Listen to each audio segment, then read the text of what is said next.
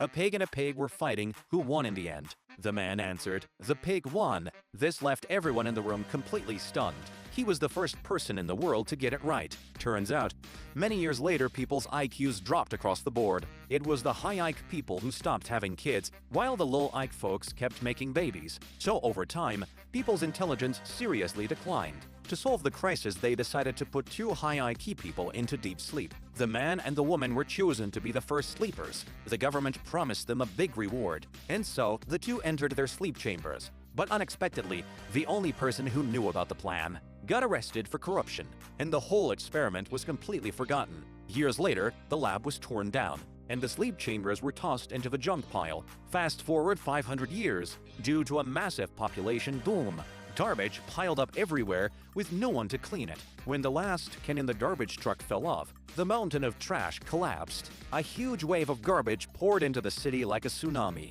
The man's sleep chamber was swept into a man's home. By chance, the chamber was opened and the man was awoken. He was watching TV when he was suddenly interrupted. He got up and the man tossed him out the window. The man was a bit confused. He decided to go to the hospital for a checkup. When he arrived, it was obvious that everyone there, including the robots, had trouble thinking clearly. He tried to register, but the nurse stared at the cartoon icons for a long time. Finally, she just picked one at random. The man was sent for an exam. The doctor gave him 3 wires and told him to put them in his mouth, ears, and butt. As soon as he was ready, the doctor said he'd done it wrong. He had to take them out and switch them around.